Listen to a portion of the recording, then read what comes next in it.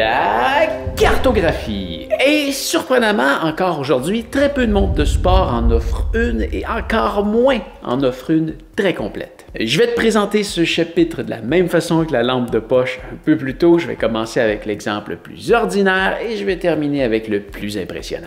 En premier lieu, certaines montres n'auront qu'à t'offrir comme seule option qu'une boussole.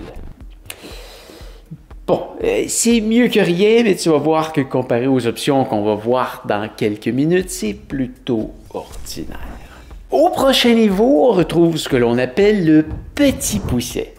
Je déteste ce nom.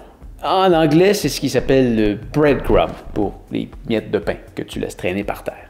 L'idée est qu'il n'y a aucune carte sur la montre, mais dès que tu démarres une activité, un tracé se dessine sur une page blanche pour indiquer où t'es passé. Comme si tu jetais des miettes de pain par terre pour t'aider à revenir sur tes pas. Peu importe où t'es rendu, ça t'aidera à revenir à ton point de départ.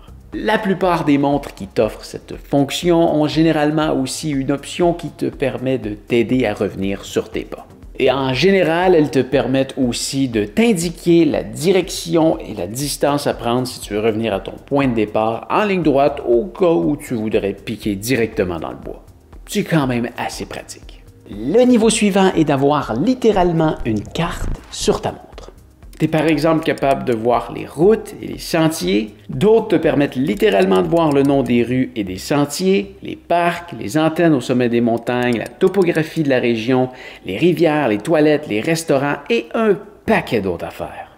Et au niveau maximum du moment, tu pourras même utiliser cette carte pour naviguer.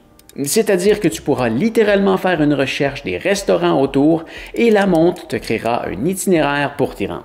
Tu peux également utiliser une application sur ton téléphone pour rechercher un endroit en particulier sur un plus gros écran et envoyer cette localisation à ta montre en un instant pour que celle-ci te crée un itinéraire.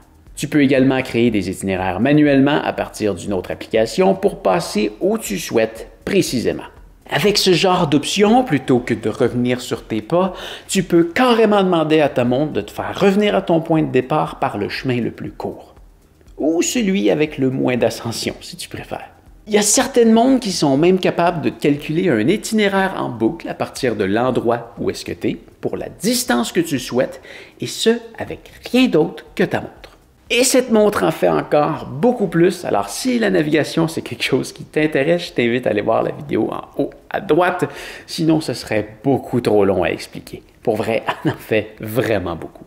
Mais si tu es du type à aller t'aventurer en montagne, hors sentier ou même dans des grandes villes que tu connais pas, avoir la cartographie complète avec les options de navigation sur ta montre est un outil tellement puissant parce qu'il te permettra de te sentir en confiance partout où est-ce que tu es, parce que tu pourras toujours rentrer facilement.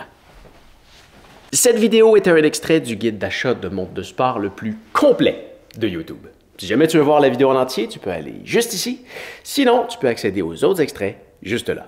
Et si tu veux voir mes suggestions de montres, que tu es prêt à faire un achat, tu peux suivre mes liens dans la description. Maintenant, c'est le temps de cliquer quelque part. Comme maintenant.